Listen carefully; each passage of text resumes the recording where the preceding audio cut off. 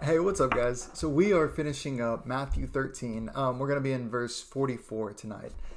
And this is, Matthew 13 is where he begins to talk in parables, and he's described a lot about the kingdom of heaven. He's described how the kingdom of heaven comes about. It comes through sowing the seed, right? Sowing the word. And that the whole earth is like that field which the seed is sown in. The people, their hearts are the soil that receives that word. And he keeps talking about the value and the power and how great the kingdom of heaven is in these parables, speaking about how it's the smallest amount of faith, the smallest seed, the mustard size seed is like the kingdom of heaven because it grows and turns into this massive tree bigger than everything else that's in the field and provides shelter for all types of creatures. He talks about it being like leaven, right? Which just a little bit of leaven will give rise to the whole loaf. And that's powerful. It's powerful that it runs through everything. And he comes to these last couple of parables in Matthew 13 where he's talking about value and he's talking about the end of the age again. But I want to take a minute just to dive into it. Once again, starting in Matthew 13, verse 44, right? So he says, "Again, the kingdom of heaven is like treasure hidden in a field, which a man found and hid, and for joy over it, he goes and sells all that he has and buys that field. Again, the kingdom of heaven is like a merchant seeking beautiful pearls, who, when he had found one pearl of great price, went and sold all that he had and bought it. Again, the kingdom of heaven is like a dragnet that was cast into the sea, and it gathered up some of every kind, which, when it was full, they drew to shore. And they sat down and gathered the good into vessels and threw the bad away. So it will be at the end of the age. The angels will come forth, separate the wicked from among the just, and cast them into the furnace of fire. There will be wailing and gnashing of teeth." Jesus said to them, "Have you understood these things?" And they said, "Yes, Lord." Then he said to them, "Therefore every scribe instructed concerning the kingdom of heaven is like a householder who brings out of his treasure things new and old." Okay. So in these, you got two that are pretty similar and one that's a little bit different, right? The parable of the hidden treasure and the parable of the pearl of great price are both very similar. They're talking about the value, how great these things are, right? But when I was reading this, I actually had to stop and think about it for a minute, because the parable of the hidden treasure is how we look at this, like how we look at both of these usually. And it's talking about how great the kingdom of heaven is. The kingdom of heaven is that treasure that's in the field. And the man who finds it has great joy over it, and he sells everything that he has to buy that field. But then the pearl of great price is, it almost sounds like, and this is what I had to reread, it almost sounds like, he's speaking from the kingdom of heaven's view, right? Again, the kingdom of heaven is like a merchant, the kingdom of heaven is like a merchant seeking beautiful pearls, who, when he found one pearl of great price, went and sold all that he had and bought it. And there's a lot of times in the Bible where we kind of see this earth to heaven view and this heaven to earth view. But we see both of these things in Jesus, right? Jesus as the man, right, is here on earth, and he's revealing the kingdom of heaven to those that will listen and to those who receive the word that he's sowing. He's revealing these things that come out of the ground. But to get here, right, he had to have loved the world so much. God had to have loved the world so much that he saw the value, he saw the beauty in it.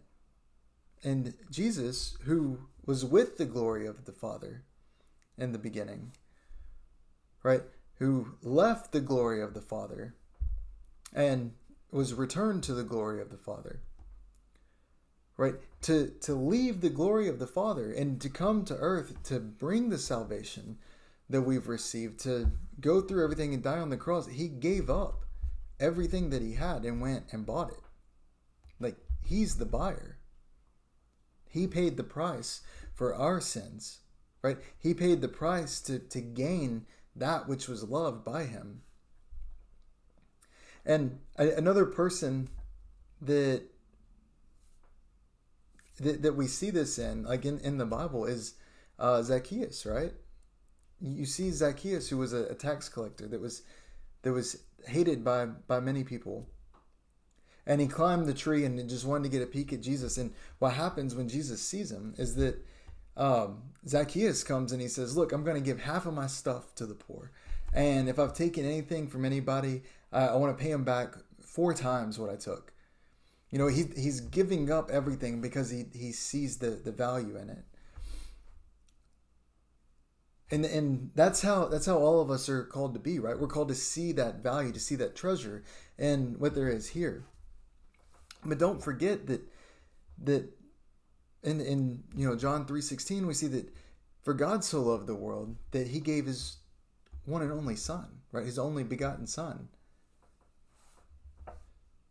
And so God gave for us, and you should give for God. In everything that we do in life, you should seek God first, and nothing else matters in this world. You shouldn't hold on to anything else. You should sell all that you have and buy that which you see, right? Because that's what he did for you.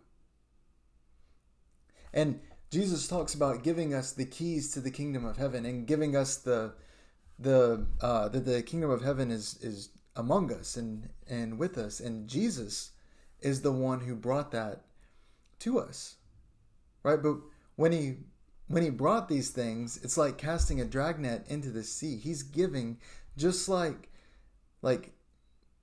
God the Father causes the sun to rise every morning, right? And causes the sun to shine on all things, good, bad, it doesn't matter. But God brings that back for us daily, right? And gives us life daily, whether you're a sinner or whether you're a saint, right? God gives you life daily until, one day when you have to meet the grave. But God brings these things and he gives them not just to those that are good, but to those that are bad as well. And the purpose of this is that, both kingdoms are going to reign side by side for a while. You're going to see the seed of God growing along with the seed of Satan growing. And that's going to happen. And the reason for that happening is because God doesn't want one grain of wheat, one good seed, to be damaged or lost because of the uprooting of what is bad. Right, so he allows both of these things to grow together. And at the end of the age, every kind of fish, every wheat and tare are going to be gathered and they're going to be separated. And the good will be put into vessels. The bad will be cast where there's wailing and gnashing of teeth. This is the resurrection, guys. This is the new body. This is the new life that comes, the life after death, the life that we saw through Christ after his resurrection. And so these things that we see in here, I would encourage each of us to live like Zacchaeus, like with that want and that desire. Because at the end, what we bring to each other it really is something that is, new and old. Right? Everything that you take into your house, right? Everything that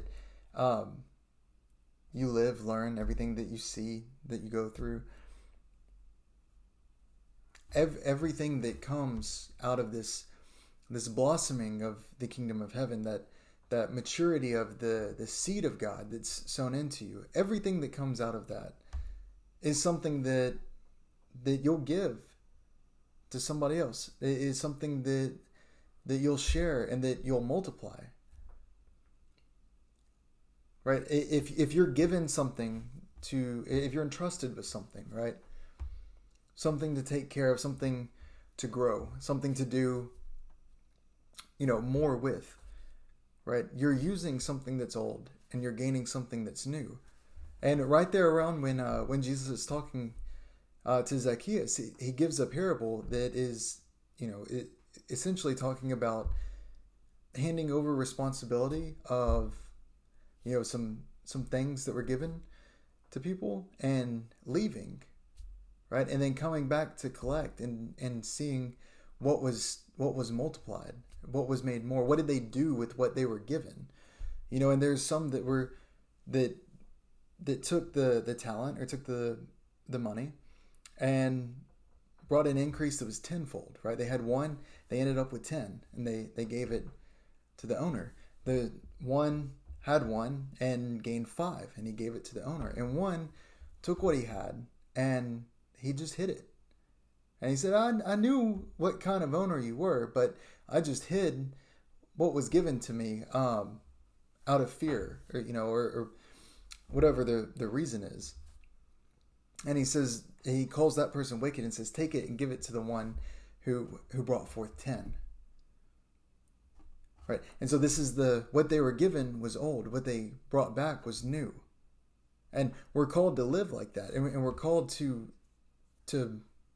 bring these things out in our life, to bring these things out with people that are around us. And at the end of the age, we hand them over to Christ. At the end of the age, we should be building, not because we feel like we have to, but because you shouldn't hide it. You should be sharing these things.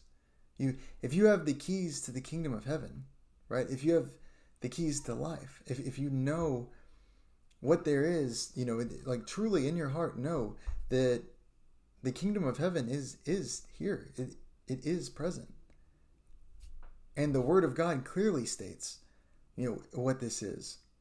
And that there's a life beyond this life. That's something that you should be sharing with others. That's something that you should be giving to others, right? And you should value it above all things and come to know, come to mature more and more, come to know more and more of his glory and his goodness and see that more and more in the world, because at the end of the age, these things will be separated and the good put into vessels and the bad cast out.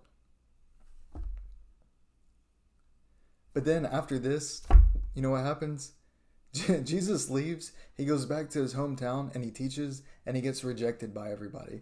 People are amazed at the signs that he does and the wisdom that he has and the teachings, but they couldn't get over the fact that he was, Mary's son and Joseph's son, and that they knew his brothers and all these people, and they were offended. They were offended because he came saying the things that he said, even though they were astonished at the things that he did.